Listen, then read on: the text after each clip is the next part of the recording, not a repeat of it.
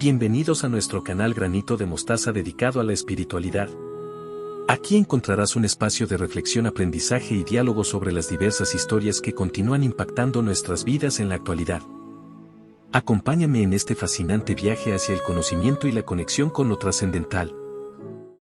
La historia de Santa Isabel de Hungría. Santa Isabel de Hungría fue una princesa y noble de origen húngaro, famosa por su dedicación a los pobres y por su vida piadosa, que la llevó a ser canonizada a los pocos años de su muerte. Su vida ejemplar la convirtió en una de las santas más queridas en la Iglesia Católica. Nació en 1207 en el castillo de Sáros-Patak, en Hungría, hija del rey Andrés II de Hungría y de Gertrudis de Merania. Desde niña, Isabel mostró inclinaciones religiosas, pero también se encontró en el contexto de las alianzas políticas propias de la nobleza europea. Santa Isabel nació en una época de grandes transformaciones sociales y religiosas en Europa. La Edad Media estaba marcada por la consolidación de la nobleza europea y el creciente poder de la Iglesia. Su padre, el rey Andrés II de Hungría, fue un monarca poderoso que participó en la Quinta Cruzada, y su madre, Gertrudis de Merania, provenía de la nobleza bávara. Esta ascendencia dio a Isabel un linaje noble que jugó un papel en su educación y formación religiosa. Su familia fue influenciada por movimientos místicos y de reforma religiosa de la época, lo que probablemente inspiró su piedad y sus tendencias hacia la caridad. Además, la relación de Isabel con su esposo Luis IV de Turingia fue notablemente especial. Su apoyo y afecto mutuo fueron cruciales para que Isabel pudiera realizar sus obras de caridad sin mayores obstáculos, al menos hasta la muerte de Luis. A los 4 años fue comprometida en matrimonio con Luis IV, landgrave de Turingia, y enviada a la corte de Wartburg, en Alemania, para prepararse. A los 14 años, Isabel se casó con Luis y, pese a que se trataba de un matrimonio arreglado, ambos compartieron un profundo amor y respeto. Luis apoyó su piedad y caridad, incluso cuando las acciones de Isabel levantaron críticas entre los nobles. Isabel dedicaba gran parte de su tiempo y recursos a ayudar a los pobres y enfermos, fundando hospitales y asistiendo personalmente a los necesitados. Isabel es recordada por su famosa obra de caridad. Una de las historias más conocidas sobre su vida es el llamado Milagro de las Rosas. Se dice que en una ocasión, mientras Isabel llevaba pan a los pobres en secreto, se encontró con su esposo o un miembro de la corte, quien le preguntó qué llevaba escondido. Al abrir su manto, en lugar de pan, aparecieron rosas, símbolo de su amor por los pobres y de la bendición divina. Después de la muerte de su esposo Luis en 1227, quien falleció mientras participaba en una cruzada, Isabel enfrentó una situación difícil en la corte. Los familiares de Luis, especialmente su cuñado, la obligaron a abandonar el castillo de Wartburg y le quitaron sus bienes, dejándola en la pobreza.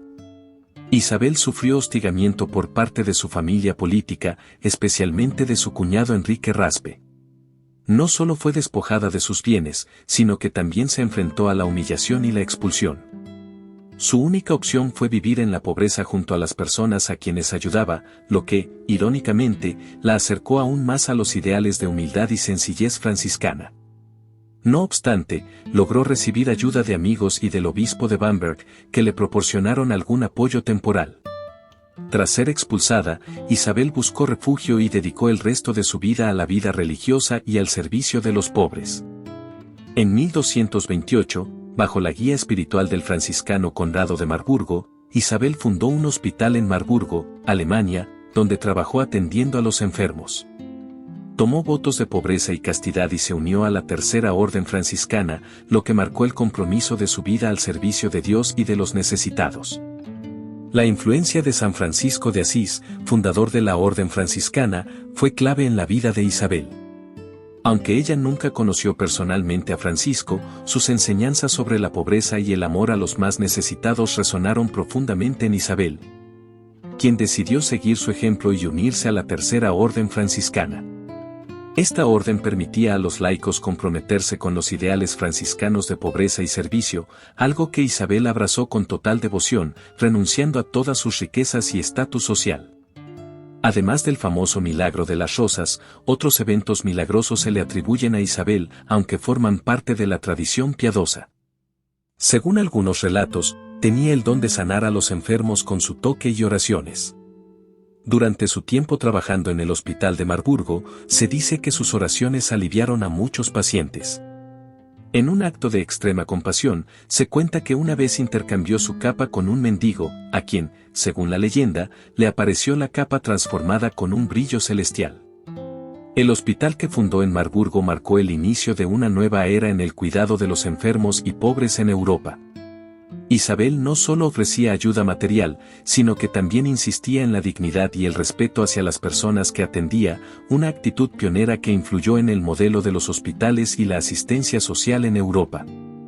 Este modelo de caridad que enfatizaba el servicio directo y la empatía es hoy en día una base de la asistencia sanitaria y el trabajo humanitario. Santa Isabel murió joven, a los 24 años, el 17 de noviembre de 1231. Sus actos de caridad y su vida devota le ganaron rápidamente el reconocimiento popular y la devoción en toda Europa. Fue canonizada en 1235 por el Papa Gregorio IX, solo 4 años después de su muerte. La fiesta de Santa Isabel se celebra el 17 de noviembre en la Iglesia Católica y también es recordada en otras tradiciones cristianas.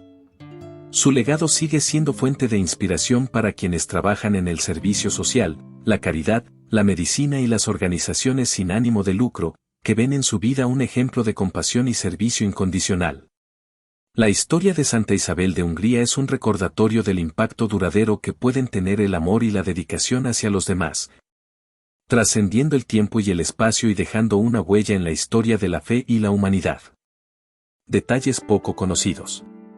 Isabel practicaba un nivel de ascetismo poco común para una persona de su rango social.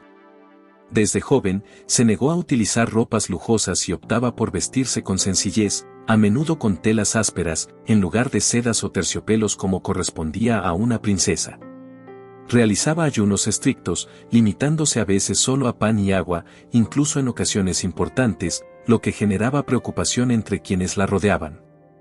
Estas prácticas de sacrificio fueron influenciadas por la espiritualidad franciscana y el modelo de pobreza de San Francisco de Asís.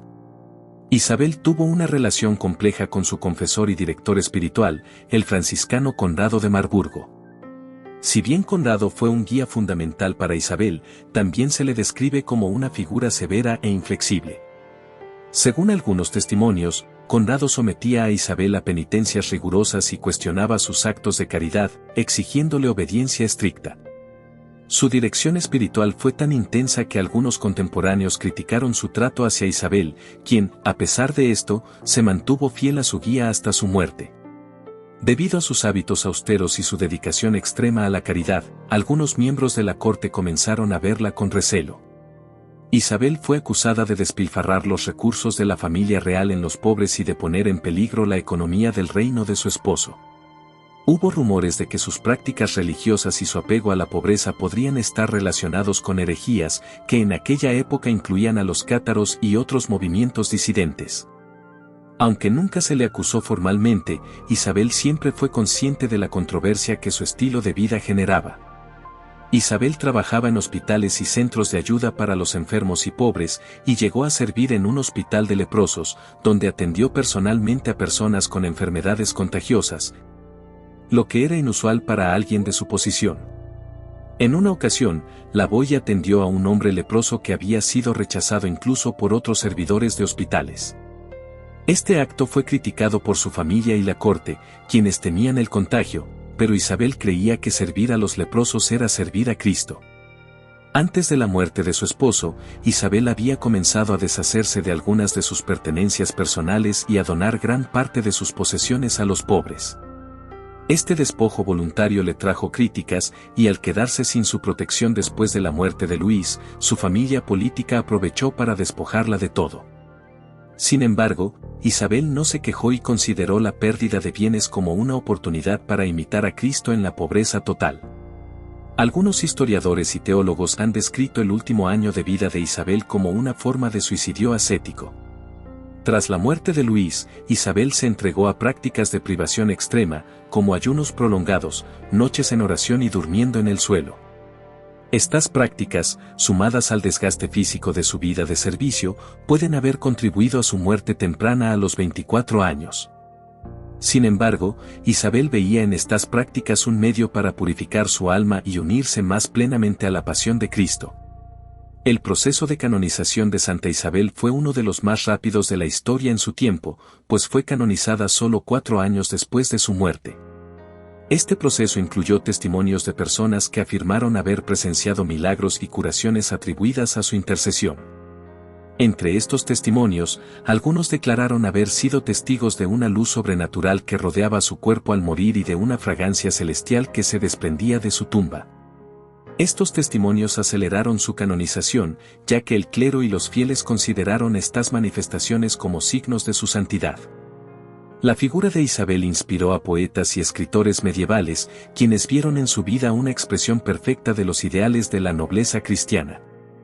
Poetas como Hermann von Aue y autores anónimos alemanes la incorporaron en poemas y canciones de la época. Su historia también fue recogida en las Flor Sanctorum, Flores de los Santos, una colección de vidas de santos, y se usó como ejemplo de virtud para mujeres nobles. En el contexto de las cruzadas y los conflictos políticos de su época, Isabel fue vista como una defensora de la paz y la reconciliación. Su renuncia a la violencia y su elección de la caridad fueron vistas como alternativas al conflicto armado. En vida, intercedió para mediar entre facciones nobles enfrentadas y promovió la reconciliación como una vía para lograr estabilidad en su región. Aunque nació en Hungría, Santa Isabel dejó una huella indeleble en Alemania, especialmente en Marburgo, donde fundó un hospital y donde se encuentra su tumba. La ciudad de Marburgo se convirtió en un destino de peregrinación y su hospital fue una de las primeras instituciones de caridad organizada en la región. Su figura se hizo tan popular que muchos edificios, iglesias y centros de ayuda en Alemania fueron dedicados a su nombre, y hasta el día de hoy, se la considera una santa patrona local en varias regiones alemanas.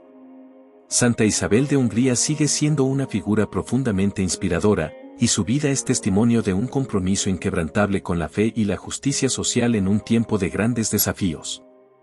La historia de Santa Isabel de Hungría es mucho más que la biografía de una princesa convertida en santa, es un relato profundamente humano que desafía nuestra comprensión de la caridad, la fe y el sacrificio.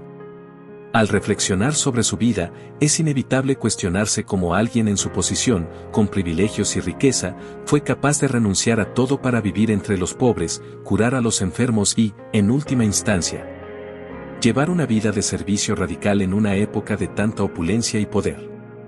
Su compromiso desafía las normas convencionales y hace que nos cuestionemos nuestras propias ideas sobre el bienestar, la compasión y el sacrificio.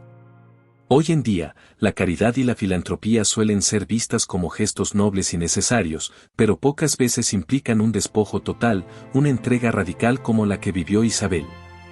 En su tiempo, la caridad era muchas veces una forma de mantener el estatus social y la virtud pública, algo que Isabel rechazó, pues no buscaba el reconocimiento o la admiración de los nobles, sino una vida de auténtica humildad y servicio. Este desprendimiento, llevado al extremo, nos hace reflexionar sobre la verdadera naturaleza del sacrificio. Isabel renunció no solo a sus riquezas, sino a su comodidad y a su seguridad, enfrentó incluso el temor al contagio de enfermedades como la lepra, algo que en la época generaba horror y rechazo. Pero ella no veía estas enfermedades ni la pobreza como algo temible, sino como una oportunidad para acercarse más a los otros y para reconocer la humanidad y dignidad de cada persona. Al atender a los leprosos, Isabel rompía barreras sociales y culturales, llevando el amor cristiano a un nivel profundamente humano y, a la vez, subversivo para su tiempo. Santa Isabel nos desafía a mirar más allá de nuestras propias necesidades y a reconocer el poder transformador del amor, un amor que no busca la aprobación de los demás, sino que es fiel a un propósito divino. Su vida nos recuerda que el verdadero poder no reside en la riqueza o en el estatus, sino en la capacidad de renunciar a todo ello por algo mayor. En un mundo que valora el éxito, la fama y el poder, la vida de Isabel se alza como un recordatorio de que la grandeza auténtica reside en el sacrificio desinteresado y en el amor hacia los demás. Me encantaría saber tu historia, hazme saber tus pensamientos en la caja de comentarios. Puedes brindarme tu apoyo dándole un me gusta, Dios te lo agradecerá. Que tengas un maravilloso día.